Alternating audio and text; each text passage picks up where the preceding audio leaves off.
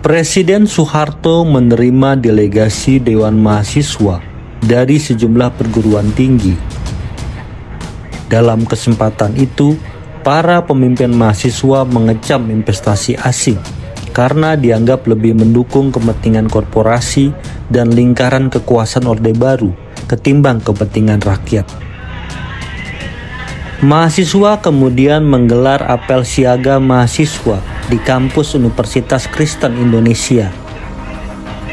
Ketika itu disepakati bahwa mereka akan menggelar demonstrasi besar-besaran pada 14 Januari 1970 sebagai protes atas kedatangan Perdana Menteri Jepang di Bandara Halim Perdana Kusuma.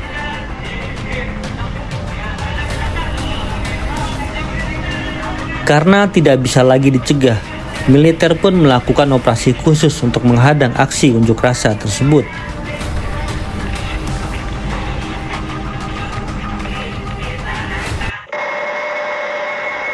Perdana Menteri Tanaka tetap tiba di Indonesia. Bandara Halim Perdana Kusuma dikawal ketat pihak keamanan.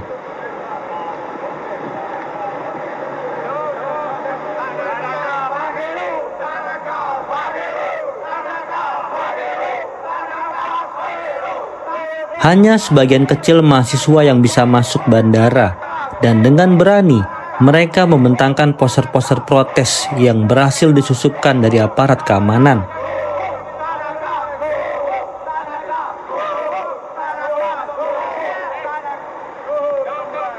Permintaan mahasiswa untuk berdialog dengan Perdana Menteri Tanaka tidak dikabulkan.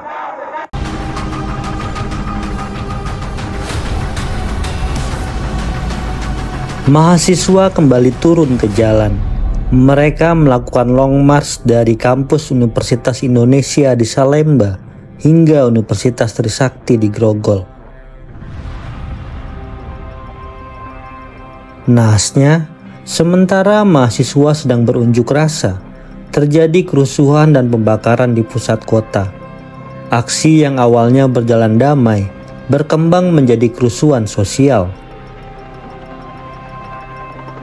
Sejumlah gedung dan kendaraan yang berbau Jepang dirusak dan dibakar massa.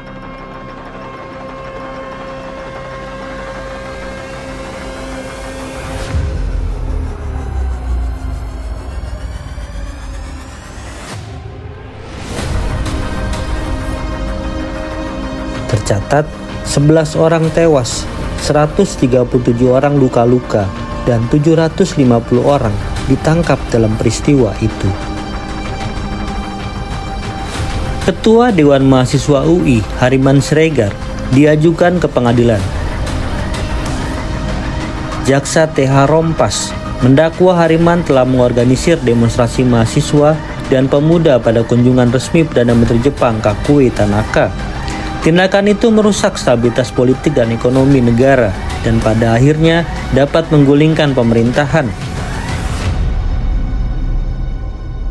Hariman juga dituding sempat membicarakan rencana pergantian Presiden Soeharto dengan orang lain.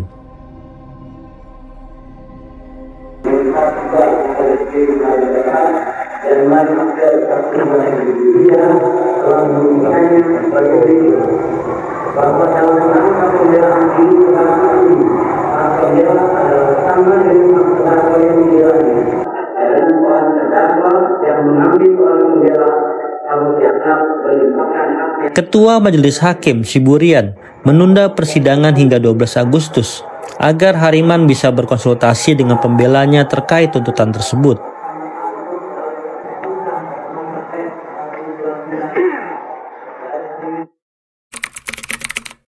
Itu zaman saya ditinggalkan warisan mengenai mulai ada efek-efek negatif dari strategi pembangunan yang dilakukan oleh pemerintahan Soeharto waktu itu, yaitu kalau kita waktu itu rumuskan mengejar pertumbuhan, growth semata-mata dan melupakan pemerataan dan pemberantasan kemiskinan.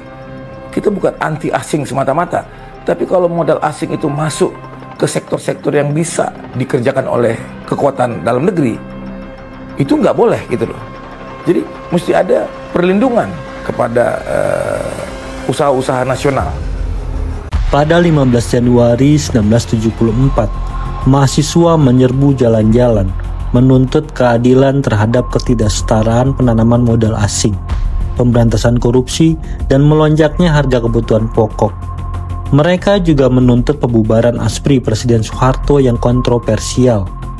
Rencananya sederhana, rapat akbar di lapangan Monas. Namun apa yang dimulai di halaman kampus UI Salemba meningkat secara dramatis. Ketika massa berbondong-bondong menuju Universitas Trisakti, makin banyak pula yang bergabung, sehingga berkembang menjadi kekuatan mahasiswa yang hebat antara Salemba ke Grogol. Namun aksinya menyimpang. Ada yang mengarah langsung ke Monas, ada pula yang ke Trisakti. Di Universitas Trisakti, massa membludak sebelum menyerbu ke arah Monas untuk menyampaikan aspirasinya. Namun, kekacauan menghalangi misi mereka. Anarki merajalela ketika massa mendadak mengamuk. Para pemimpin mahasiswa meminta massa untuk menahan diri, tetapi mereka gagal. Kerusuhan meningkat ketika barisan mahasiswa bertemu dengan massa rakyat. Kendaraan Jepang menjadi sasaran kemarahan terbesar, dan Astra yang dikenal sebagai pengimpor kendaraan menjadi sasarannya. Kekacauan ini mencapai Pasar Senen, pusat retail di Jakarta, dan meninggalkan kehancuran setelahnya. Pada 16 Januari 1974, jumlah korban sangat mengejutkan. 11 orang tewas, 177 orang luka berat, 120 orang luka ringan, dan 755 orang ditahan. Kerusakan harta benda sangat parah. 807 mobil, 187 sepeda motor dibakar, 144 bangunan diratakan, 1 pabrik hancur, dan 160 kg emas hilang ke tangan para penjarah. Pasca Malari, aparat keamanan menuding mahasiswa atas kekacauan yang terjadi. Namun, mereka dengan keras membantah dan bersikeras bahwa Long March dari Salemba ke Grogol berlangsung damai. Setelah kejadian tersebut, Presiden Soeharto dengan cepat memecat Panglima Komando Operasi Pemulihan Keamanan dan Ketertiban, Jenderal Sumitro Sasrodihardjo, yang dianggap bertanggung jawab atas kekacauan dan hilangnya nyawa tersebut. Amarah Soeharto tidak berhenti di situ. Ia memecat Sutopo Juwono, Ketua Bakin, digantikan Yoga Sugomo. Selain itu, Ketua Dewan Mahasiswa UI, Hariman Siregar, ditangkap dan diajukan ke pengadilan. Pemerintah memperketat cengkeramannya pasca Malari, mengintensifkan pengawasan terhadap mahasiswa dan media yang bertujuan untuk membungkam oposisi. Meskipun Malari tidak menggulingkan rejim yang berkuasa, Malari menimbulkan perubahan besar dalam tatanan politik dan sosial di Indonesia.